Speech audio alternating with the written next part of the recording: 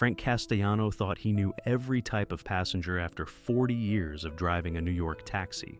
But the elderly woman who climbed into his cab on a rainy Tuesday morning would teach him that sometimes people don't need to get somewhere. They need someone to help them say goodbye to everywhere they've been. As Frank sat across from Jimmy Fallon in the Tonight Show studio, his weathered hands still moved as if gripping a steering wheel, muscle memory from 4 decades of navigating the streets of Manhattan, carrying stories in his back seat that most people would never imagine. Frank Castellano, 68, adjusted his tie nervously as the studio lights illuminated his face. He wore his best suit, the navy one his late wife Teresa had bought him for their 40th wedding anniversary, and his hands bore the calluses and scars of a lifetime spent gripping steering wheels and loading luggage. For 40 years, he'd been a fixture on the streets of New York, his yellow cab a moving confessional where strangers shared their deepest secrets, their greatest joys, and their darkest fears.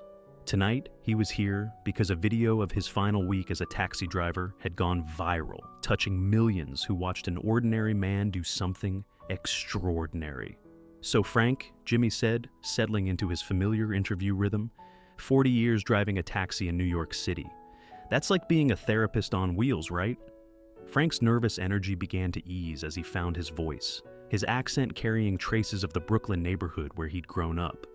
"You know, Jimmy, people think taxi drivers just drive people from point A to point B, but the truth is, we're witnesses. We see this city wake up, go to sleep, fall in love, have heartbreaks. We're like moving priests, you know? People tell us things they've never told anyone." The audience was immediately engaged, understanding they were hearing from someone who had truly lived in the pulse of the city. "What's the most unusual request you've ever gotten?" Frank's eyes lit up with the joy of a natural storyteller. "Oh man, where do I start? I once had a guy ask me to follow another cab because he thought his wife was cheating. Turned out she was planning his surprise birthday party. I had a woman who wanted to drive around until her contractions got closer together. Ended up delivering her baby in the back of my cab on the Manhattan Bridge." Jimmy leaned forward with genuine fascination. "You delivered a baby?" "3 babies, actually, in 40 years. Teresa always said I missed my calling as a doctor, but I told her, 'Honey, I'm already in the business of bringing people safely to where they need to be.'" The mention of his wife brought a tender expression to Frank's face, and Jimmy noticed the shift. "You mentioned Teresa. Was she supportive of your taxi driving career?" Frank's smile dimmed slightly but remained warm. "Teresa was my everything for 42 years. She understood that driving wasn't just my job. It was my calling. She used to say I collected people's stories, like other men collected baseball cards. She passed away 8 months ago, and that's when I decided it was time to retire." Jimmy's expression grew more compassionate. "I'm sorry for your loss, Frank. That must have been incredibly difficult." "It was. But Teresa taught me something important. She said that when you've been blessed to be part of so many people's journeys, you have to trust that when it's time for your own journey to change direction, you'll know." The studio audience was listening intently, sensing there was depth to this man's story.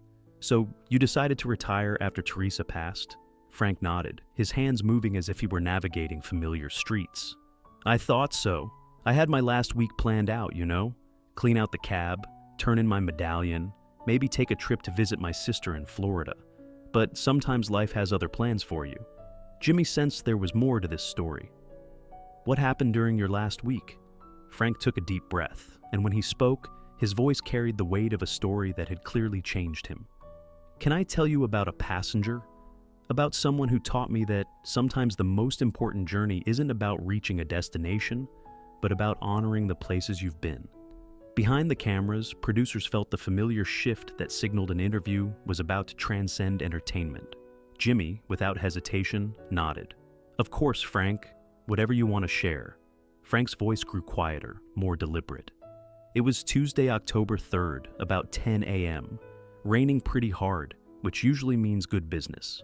I was outside Mount Sinai Hospital when this elderly woman, maybe 75, 80, gets in my cab. The studio audience was completely attentive, sensing they were about to hear something meaningful. Her name was Eleanor Walsh. She was thin, really thin, and she moved carefully, like everything hurt. She had this small purse and a folded piece of paper, and when she got in, she said something I'd never heard in 40 years of driving. Jimmy found himself leaning forward, completely absorbed. She said, "Driver, I don't have a destination. I have a list of places I need to visit before I can't visit them anymore. Would you be willing to help me say goodbye?" The studio was growing quieter, everyone understanding the weight of what Frank was describing. I looked at her in my rearview mirror, and I saw something in her eyes that I recognized. It was the same look Teresa had near the end, this mixture of sadness and determination, like she was racing against time to finish something important. Frank paused, his eyes filling with memory. She unfolded that piece of paper, and it was a list of addresses, not random addresses, places that had mattered to her. The apartment building where she'd lived as a newlywed, the hospital where her children were born, the church where she'd been married, the park where she'd had her first date with her husband. The audience was completely silent now, understanding the profound nature of Eleanor's request. "What did you say to her?" Jimmy asked softly. I said, "Mrs. Walsh, it would be my honor." And for the next 7 days, that's what we did. We visited every place on her list, and she told me the story of each one. Jimmy stood up from behind his desk, driven by an instinct that had nothing to do with television production and everything to do with recognizing something sacred when you hear it. "Frank, you gave her an incredible gift." "She gave me the gift," Frank said, tears beginning to flow. "Every place we visited, she shared a memory. At the apartment building on 84th Street, she told me about the first meal she cooked for her husband and how she burned the pot roast so badly they had to order pizza. At Riverside Park, she showed me the exact bench where he proposed." Jimmy walked around his desk and sat on the edge, eliminating the barrier between them. How long did this take? 7 days. 7 days of 8 to 10 hours each day. I kept the meter off. This wasn't about money, this was about time. And every evening I'd drive her back to the hospice where she was staying, and she'd say, "Thank you, Frank. One more day of remembering." Frank reached into his jacket pocket and pulled out a small, worn envelope. On the 7th day, after we visited the last place on her list, the ice cream parlor where she'd taken her grandchildren every summer, she gave me this. The audience began to stir, not with restlessness, but with the kind of emotion that demands expression. Inside was a letter, and enough money to cover a week's worth of fares. But the letter, Frank's voice broke. The letter said that I had given her the most precious gift anyone could give, the chance to hold her memories one more time, to see her life's journey through the eyes of someone who understood that every place we've loved becomes part of who we are. Jimmy slid off his desk and knelt down beside Frank's chair, understanding that some moments require you to meet people where they are. What happened to Eleanor? She passed away 3 days later, peacefully at the hospice. But her niece called me and told me that Eleanor had spent those last 3 days talking about our week together, how she felt like she'd been able to touch every important moment of her life one more time. The audience rose to their feet, not in orchestrated applause, but in spontaneous recognition of something profound.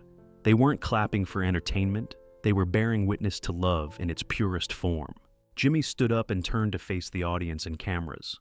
"Ladies and gentlemen, we live in a world where people are often in such a hurry to get where they're going that they forget to honor where they've been. Frank Castellano reminds us that sometimes the most important service we can provide is simply being present for someone else's journey." He turned back to Frank. "You said Eleanor taught you something. What did she teach you?" "She taught me that my 40 years of driving weren't just about transportation. They were about connection. Every passenger who got in my cab brought their story, their history, their need to be somewhere important. Eleanor showed me that sometimes the most important destination is the past, and sometimes the greatest kindness is helping someone visit it one more time." Jimmy reached into his jacket pocket and pulled out his business card, but this gesture felt different from all the others. It felt like a recognition between two people who understood service in its deepest form. "Frank, I want you to have this. Not because you're a guest, but because you understand something that the world needs to remember, that every journey matters. Every passenger has a story worth honoring." Frank took the card with hands that had gripped steering wheels through 4 decades of New York weather, hands that had chosen compassion over commerce when it mattered most. "You know what I learned from Eleanor? I learned that we're all just passengers in each other's lives, and the least we can do is make sure everyone gets to visit the places that made them who they are." The show ended differently that night. No desk pieces, no games, no comedy segments. Just Jimmy and Frank talking about memory, about the profound impact of choosing presence over profit, about how the most ordinary jobs can become extraordinary callings when performed with love. 3 months later, Frank came out of retirement to start Memory Rides, a volunteer service connecting elderly people with drivers willing to take them on meaningful journeys through their past. Eleanor's niece was his first official passenger, visiting all the places Eleanor had shared with her in stories but never shown her in person. The viral video that brought Frank to The Tonight Show wasn't actually of his drives with Eleanor. It was taken by a passerby who saw Frank helping Eleanor out of his cab at the church where she'd been married 60 years earlier, watching as she touched the steps and whispered something to the building before getting back in. The video captured Frank waiting patiently, understanding that some moments require all the time in the world.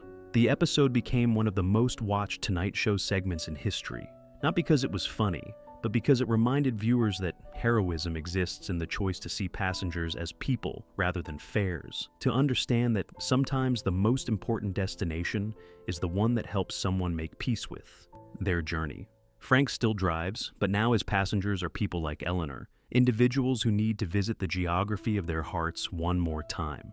His car is no longer yellow, but it serves the same purpose, helping people get where they need to go, even when where they need to go is backwards through time. Eleanor's letter sits framed on Frank's dashboard, not as a memento, but as a reminder of what he learned, that we're all just trying to make sense of our journey, and sometimes the greatest gift we can give someone is helping them see that every place they've loved, every moment that mattered, is still part of them. Jimmy learned something that night that changed his entire approach to late-night television, that the most powerful stories aren't always the ones that make people laugh. Sometimes they're the ones that remind us that we're all passengers in the great journey of life, and our job is to make sure everyone's ride is filled with dignity, respect, and the understanding that their story matters. The Tonight Show continued to entertain millions, but now it also served as a platform for recognizing that every interaction we have is an opportunity to honor someone else's journey, to understand that sometimes the most important service isn't getting someone where they want to go, but helping them appreciate everywhere they've been.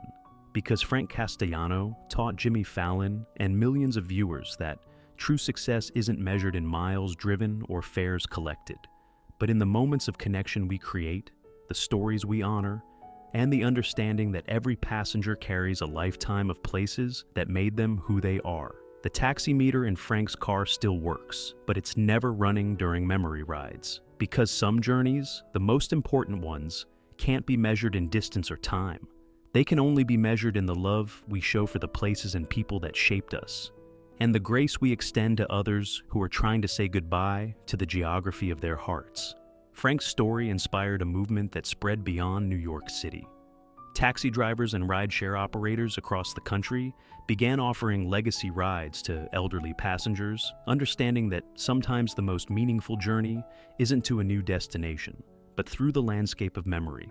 Eleanor's niece, Margaret, became the coordinator of Memory Rides, helping match elderly clients with volunteer drivers who understood that patience and compassion are more valuable than GPS efficiency. The program expanded to include anniversary rides for couples wanting to revisit their courtship locations and healing journeys for people processing grief through geography. The letter Eleanor left for Frank has been shared in driver training programs worldwide, teaching transportation professionals that every passenger is carrying invisible cargo, memories, hopes, fears, and dreams that deserve to be handled with care. Her words became a motto. We are all just visiting the places that made us who we are. Frank keeps Eleanor's original list of addresses in his glove compartment, not as a reminder of her death, but as a celebration of her life. Each location represents a moment when love was present, when joy was felt, when life was fully lived. The apartment where she burned the pot roast but learned to laugh at mistakes. The hospital where she held her newborn children. The park bench where she said yes to forever.